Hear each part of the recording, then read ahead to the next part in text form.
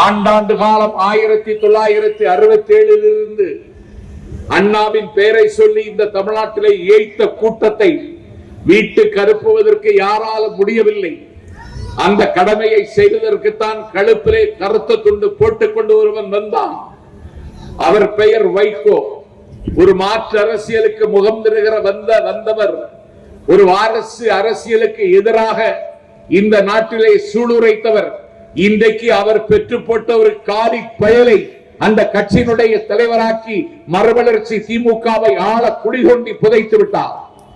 ஒரு மாற்று அரசியலுக்கு முகம் தருவதற்குத்தான் 6000 ஏக்கருக்கு அதிபதி கபில்சலம் கருப்பையா மூப்பனார் ஒரு 4 முழ வேட்டி, ஒரு 40 ரூபாய்க்கு ஒரு ஸ்லிப்பர், அன்னை இந்திராவினுடைய அம்பாசிடர் என்கிற பெரிய தகுதி இருந்தும் என் பெருமைக்குரியவர்களே அடக்கத்தின் அணிகலமாக இருந்த அந்த கருப்பையா மூப்பனார் ஒரு மாற்று அரசியலுக்கு முகம் தரதான் தமிழ் மாநில காங்கிரஸை இந்த மண்ணில் தொடங்கினார். அந்த தமிழ் மாநில காங்கிரஸை இன்றைக்கு மிக குறைந்த விலைக்கு அவருடைய மகன் ஜி.கே. வாசன் மோடிக்கு விற்றுவிட்டார். அந்த கட்சி முடிந்து போய்விட்டது. ஒரு மாற்று அரசியலுக்கு முகம் தரந்தான் விளிம்பு நிலை மக்களின் நம்பிக்கையை பெற்றவர். இந்த நாட்டில் கேப்டன் பிரபாகரன் என்று கொண்டாடப்பட்டவர், வாரி கொடுக்கிற வள்ளல்களின் வரிசையில் பேசப்பட்டவர் கேப்டன் விஜயகாந்த் தேமுதிக என்று சொல்லக்கூடிய கட்சியை தொடங்கினார். இன்னைக்கு மாலையில் எனக்கு செய்தி வருகிறது, தேமுதிக அலுவலகத்தில் விருப்ப மனு வாங்குவதற்கு கூட ஒருவரும் வரவில்லை. அந்த அலுவலகம் வெறிச்சோடி கிடக்கிறது என்ற தகவல் வருகிறது. அதற்காகத்தான் தொடங்கப்பட்டது தேமுதிக. அந்த கட்சி இன்றைக்கு கரைந்து கொண்டிருக்கிறது, கல்லறைக்கு போய் கொண்டிருக்கிறது. அதற்கு ஒரு மாற்றாகத்தான் அரசியல் மாற்றத்தையும் ஆட்சி மாற்றத்தையும் தரத்தான் கமலஹாசன், உலகநாயகன் கமலஹாசன் வந்தார். அவர் திமுகவின் மீது எதிர்ப்பை கூர்மைப்படுத்தி தொலைக்காட்சி பெட்டியை உடைத்தார். டார்ச் லைட்டை எடுத்துக் கொண்டு வந்தார்.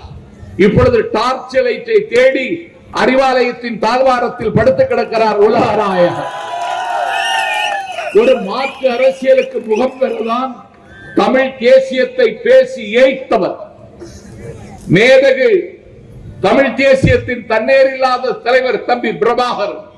கோட்டு புலிக்குளம் வாழ குகையுண்டு, குருவிக்கு கூடு மரத்தினுண்டு, காட்டு வயற்ப நண்டுக்கு பொந்துண்டு, கஞ்ச எலிக்கு ஒரு குடியுண்டு, கோட்டை அமைத்து கொடியோடு வாழ்ந்த தமிழர்களுக்கு ஒரு நாடு இல்லை.